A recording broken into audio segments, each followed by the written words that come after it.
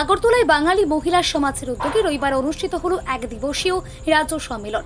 রাজ্যের বিভিন্ন প্রান্ত থেকে 2 শতাধিক মহিলা প্রতিনিধি এই সম্মেলনে অংশগ্রহণ করেন। মঙ্গল দ্বীপ প্রজ্বলনের মাধ্যমে অনুষ্ঠানের শুভ সূচনা হয়। সভানেত্রী ছিলেন মিলন পাল দত্ত।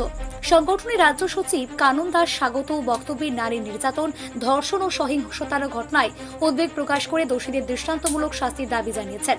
তিনি কর্মসংস্থান, আইনসভার নারীদের 50% সংরক্ষণ এবং সমাজের সর্বস্তরে নারীদের অধিকার ও সুরক্ষার দাবিতে সরকারের দৃষ্টি আকর্ষণ করেছেন।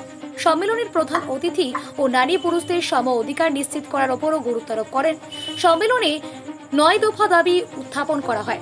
এর মধ্যে ছিল নারীদের জন্য কর্মসংস্থান বৃদ্ধি, অর্থনৈতিক ও স্বাবলম্বিতা, বিদ্যালয়ে আত্মরক্ষার প্রশিক্ষণ, নারী নির্যাতনের বিরুদ্ধে কঠোর শাস্তি, নেশা জাতীয় দ্রব্যের উৎপাদন ও বিপণন বন্ধ এবং ভাষা সংস্কৃতির সাংবিধানিক অধিকার প্রতিষ্ঠার দাবি।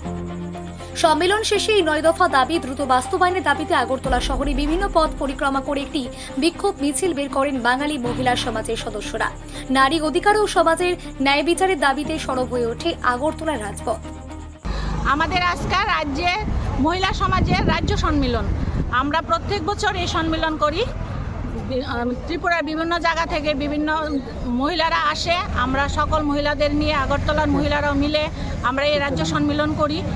এই সম্মেলনের উদ্দেশ্য হলো নারীদের জাগ্রত করা, নারীরা কিভাবে সুষ্ঠু সমাজ গড়ে তুলবে। নারী ছাড়া সুষ্ঠু সমাজ গড়ে ওঠে না। পুরুষ আর নারী সমানভাবে একটা সুন্দর সমাজ গড়ে ওঠে।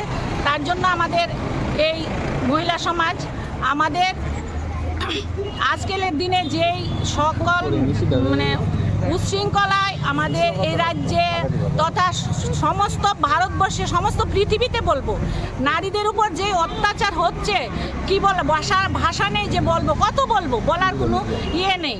তার জন্য আমরা একটা আন্দোলন করতে চাই। সরকার কাছে আমাদের অনুরোধ বা আদেশ করব না, অনুরোধ তাদের কাছে যে আপনারা অন্তত নারীদের সুরক্ষার জন্য কিছু করুন।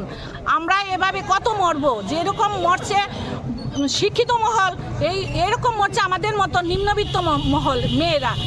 মেয়েরা উচ্চশিক্ষা হয়েও টর্চার খাচ্ছে, নিম্ন শিক্ষা পেয়েও মেয়েরা টর্চার খাচ্ছে। আমরা কেন আগের দিনে মেয়েদের স্বাধীনতা ছিল না, কিন্তু আজকের দিনে মেয়েদের স্বাধীনতা হয়েও মেয়েরা এত টর্চার হচ্ছে। তার জন্য আমাদের আন্দোলন।